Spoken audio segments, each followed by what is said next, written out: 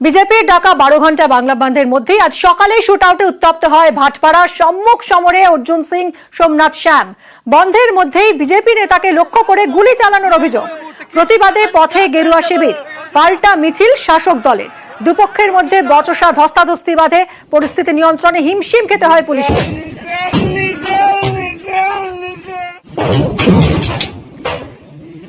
সেই মুহূর্তের ছবিটা দেখাচ্ছি আপনাদের। বিজেপি নেতার গাড়ি লক্ষ্য করে গুলি চালানোর অভিযোগ। ঠিক এভাবেই গুলি চালানো হয় বিজেপি নেতার গাড়ি লক্ষ্য করে।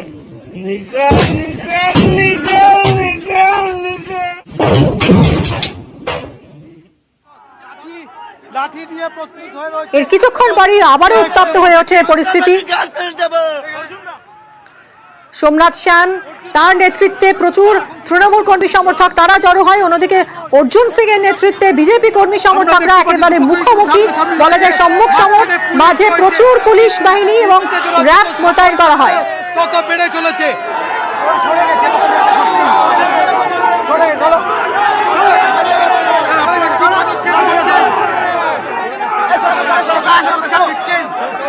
পরিস্থিতি নিয়ন্ত্রণে আনতে রীতিমতো হিমশিম খায় পুলিশ।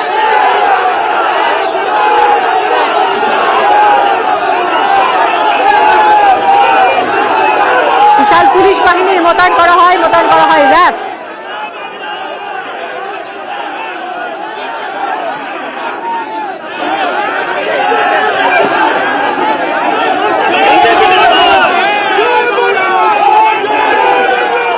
অর্জুন যেভাবে আক্রমণ করতে এসেছিল সেটা সম্পূর্ণভাবে পুলিশ প্রশাসন দেখেছে।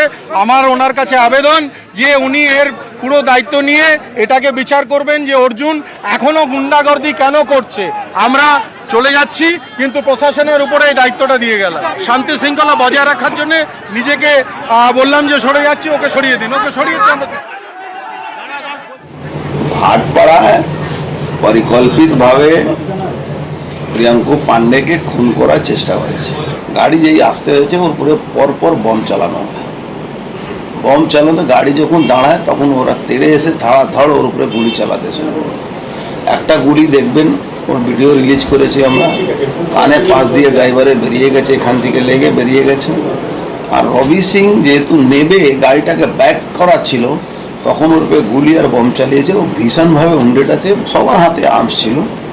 7 রাউন্ড গুলি চলেছে, প্রায় 7টা বম চলেছে।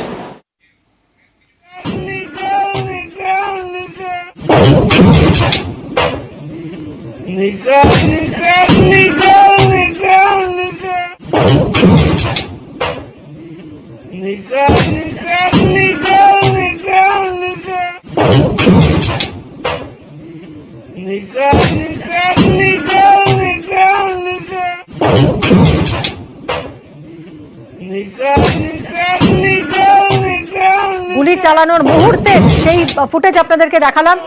এরপর এলাকায় যান পার্থ ভৌমিক, তাকে লক্ষ্য করে গো ব্যাক স্লোগান দিতে থাকেন বিজেপি কর্মী সমর্থকরা।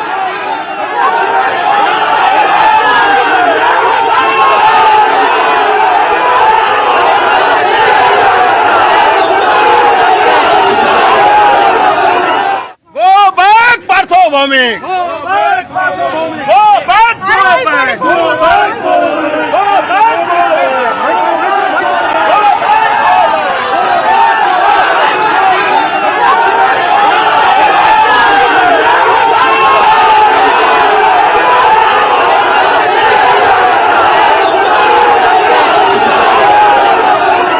Bhowmik, go back Partha Bhowmik, go back, go back, go back, go back, go back.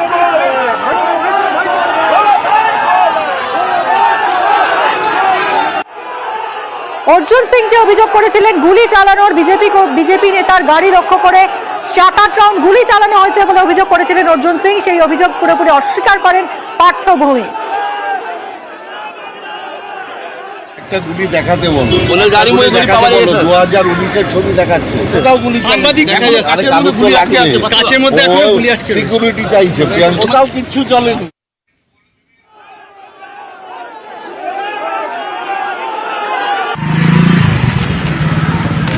আর এই নিয়েই উত্তপ্ত সকাল থেকেই ভাটপাড়া। সকালে গুলি চালনার ঘটনাকে কেন্দ্র করে উত্তেজনা ছড়ায়, যদিও সোমনাথ শ্যাম তিনি দাবি করেছেন যে এই গুলি চালনার ঘটনার যে ফুটেজ দেখা যাচ্ছে তা পুরনো। পুলিশ এই ঘটনায় 4 জনকে গ্রেফতার করেছে। একদিকে আপনাদের দেখাচ্ছি সেই রোমহর্ষক ছবি ভিডিও, যেখানে দেখা যাচ্ছে গুলি করা হচ্ছে বিজেপি নেতার গাড়ি লক্ষ্য করে এবং ড্রাইভারের একেবারে কান ঘেঁষে বেরিয়ে যায় সেই গুলি। পিছনে বসে থাকা এক বিজেপি কর্মী গুলিবিদ্ধ হয়েছেন বলে অভিযোগ, তাকে কলকাতার হাসপাতালে নিয়ে আসা হয়েছে। অন্যদিকে এই ঘটনাকে কেন্দ্র করে দফায় দফায় উত্তেজনা ছড়ায় ভাটপাড়ায়। পুলিশকে হিমশিম খেতে হয় পরিস্থিতি নিয়ন্ত্রণে আনতে।